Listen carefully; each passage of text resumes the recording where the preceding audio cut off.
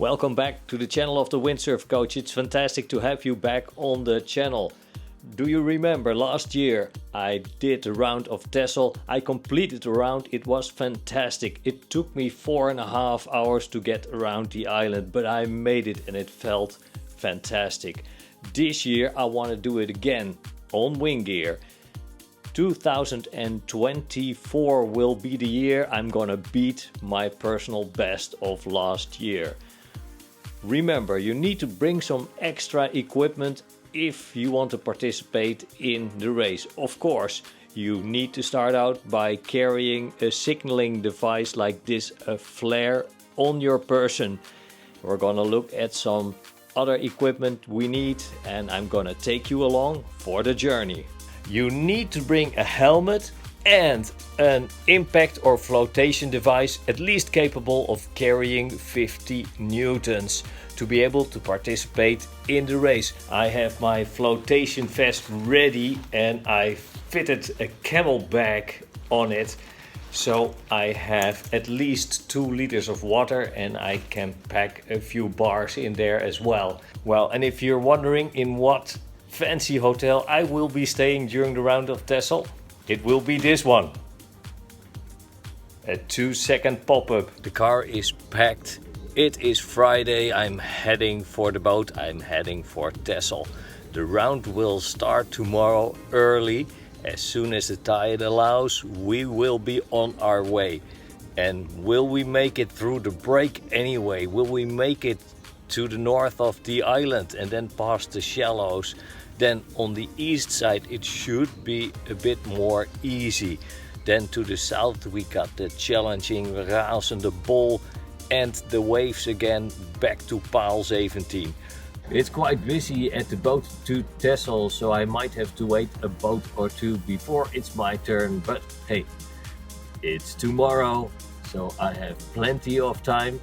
Today I will be signing in.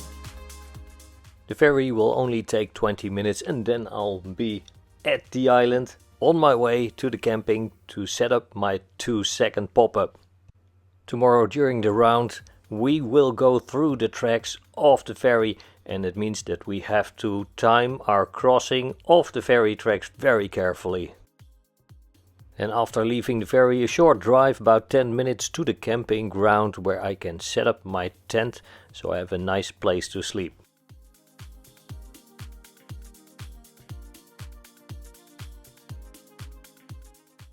Then quickly on my way to registration, where you can see how many people are working round the clock to make this event happen. The registration office is there not only for the catamarans, the windfoilers and the windsurfers, but also for the wingfoilers. This week there was a wingfoil world series going on for the long distance races. Really spectacular, and those guys will all compete in the round of Texel as well.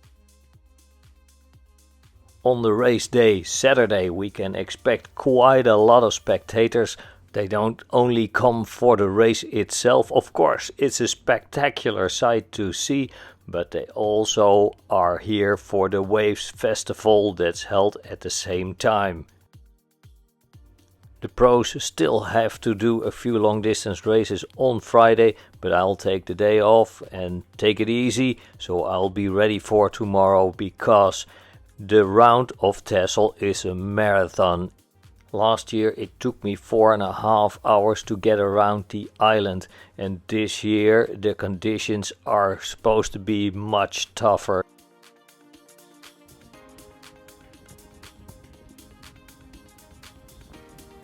This guy needs no introduction, rules Zwijnenburg. How are things at the moment? Well, at this moment it's really perfect. The tide is great, not too many waves to go in, no shore break at this moment. We got around 15 to 17 knots.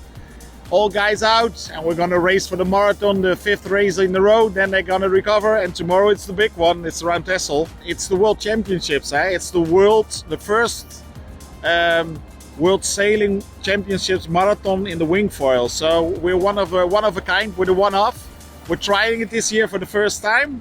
and all the guys will be in for the RoundTexel tomorrow. But besides that, I also hear there are around 70 other participants for the wingfoilers. Only for the wing. This year alone. we got for the wing, we got around 150, 120, and we got still 30 on the windsurfers. Yeah. So besides that, we've got the Olympics, so Team NL isn't here with IQ Foil, sadly. And we got around 240 cats, so tomorrow we'll be on the water with around 600 people. How big is your crew? Well, that's incredible. We got around 300 volunteers, but on the water we got 70 rips. We got in the air, we got 2 gliders. We got around 40 4x4 vehicles on the beach.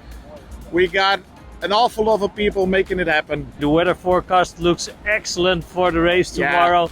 Yeah. And we're gonna start early, I think. We're gonna start early because the tide is high, and we need the tide on the backside on the aisle because we got sandbars over there. But it will manage. There's a lot of water with the wind. I'm a bit worried about shore break. We had Wednesday with the same wind angle and the same strength. We had around 1.5–2 meters of shore break in front of the beach. So that's what I'm worried about. But it's RoundTexel. It's epic, and you have to be there to make it. And if you can't make it, be home, be safe, and party in the evening. At the beach there's also a display of all kinds of kites. They look amazing, some are really huge, but I'm slowly getting back to my tent. I need to get some food so I have enough energy for tomorrow, and then I'll hit the sack early.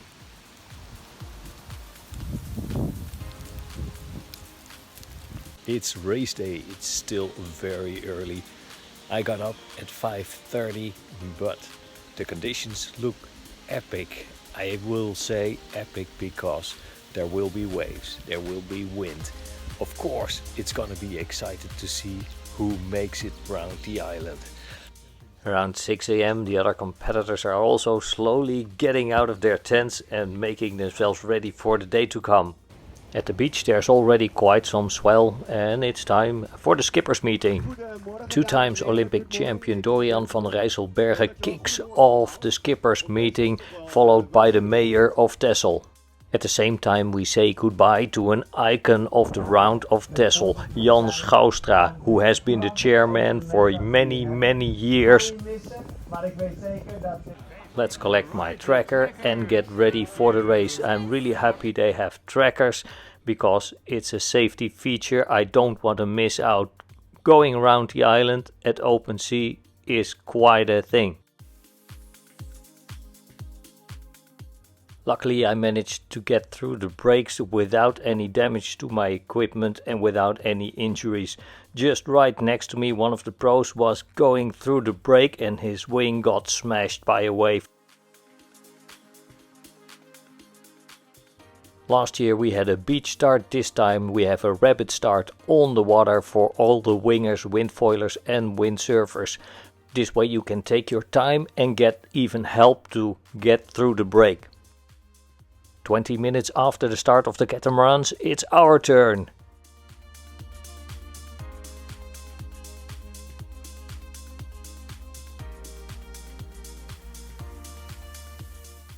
I took it easy at the start and now it's time to head north. We're going downwind and we have some waves we can ride every little now and then. It's pretty messy, they're not that clean as the wind swell is from the southwest and the swell from the low pressure systems are coming in from the northwest. So that mixed up with the current makes it not the cleanest wave to ride. But hey, we're on our way. The race has begun. On this downwind leg the wind was lighter than expected, but I'm happy that I chose to go with the 5.0 instead of the 4.5. The forecast was saying 18 till 22, maybe even 23 knots, but it's absolutely much lighter at this moment. I hit something with my foil and that means crash. I just passed the first gate and this is at the lighthouse in the most northern tip of the island. At first I thought I might have hit a sandbank, but it was too deep, I couldn't stand there. At least my foil is still okay, so let's climb on board and get going.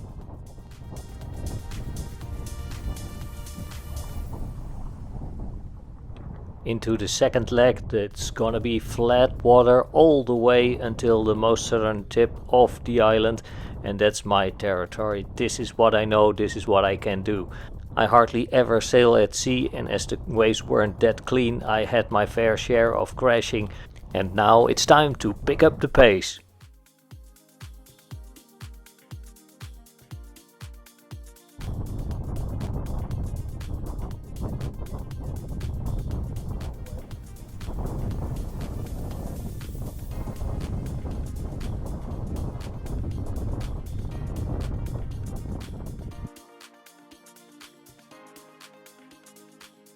Finally, I can use that harness and I can relax a little.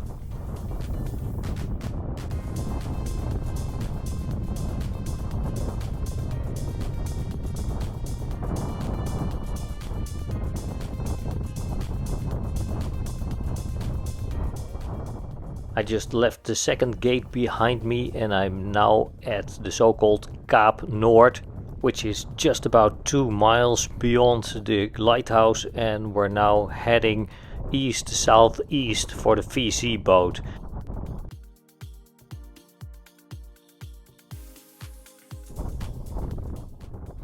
From the lighthouse till the VC boat, it took me approximately 25 minutes. It's almost completely half wind, and you have to stay north of the nature reserve area, which is marked by the yellow buoys. From here on we're gonna start heading south into the shallows. As it's still high tide, the shallows shouldn't be that much of a problem today, but as soon as I pass the VC boat it feels like something pulls me down.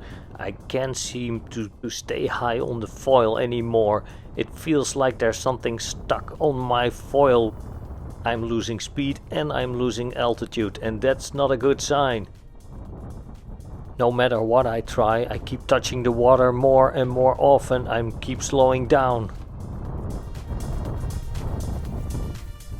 At a certain point I just couldn't stay on the foil anymore and I had to check what was on my foil. It turned out to be loads and loads of seaweeds. In the end I got stuck for about 20 or 25 minutes before I could finally continue in deeper water. I had to walk upwind south until there was less seaweed and it was deep enough to start again.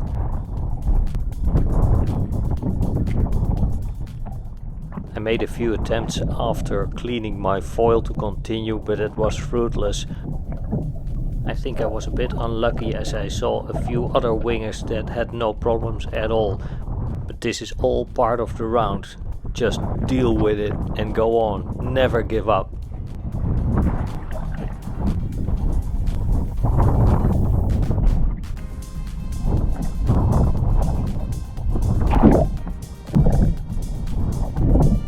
Then it was all the way upwind along the island on the east side. Then near the IJzeren Kaap, the iron mark near Oosterend, I was totally, completely out of energy and I was thinking about giving up. I thought, I'm on my way for more than 2 hours already and I'm really dead beat. Luckily I managed to get into a rhythm and head for Ouderschild. This is where the third gate is. The third gate was near the harbor and it was great to see so many supporters cheering you on, which really boosted my energy levels. I made the mistake of going too close to the shoreline where the wind was offshore and for that also very patchy and it could be light, so I got stuck there for a few minutes before I could continue. At the southern tip, of course, you had to watch out for the ferries. Then the last part went along the razende, which has some really strange waves to it. They call it a washing machine.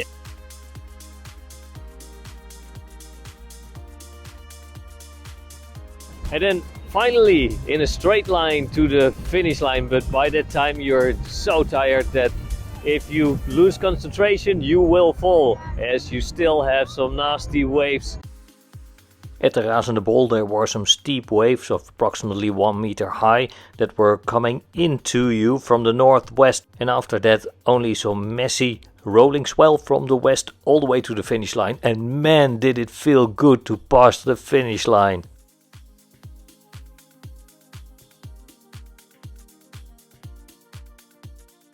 And then that euphoric feeling of being back on the beach knowing that you did it. Well, this was definitely an epic edition of the Round of Texel. There were about 250 catamarans racing around the island. And then we had more than 100 wingfoilers, windsurfers, a spectacular sight. The conditions were pretty tricky for me as I'm not used to sailing at sea. It was a fantastic race. It was a fantastic event. And behind me you can already hear the music. Tonight the party will be starting. Advance your marathon. You don't know where the marks are. But of course, first the prize giving. My goal was to beat the time of last year, and I succeeded. Last year it was 4.5 hours. This year it was 3 hours and 44 minutes. So mission accomplished.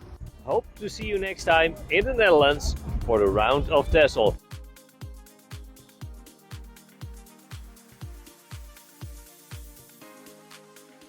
I'm back home. I'm completely dead beat, but I'm so happy I did it. If you like a challenge, this might be something for you.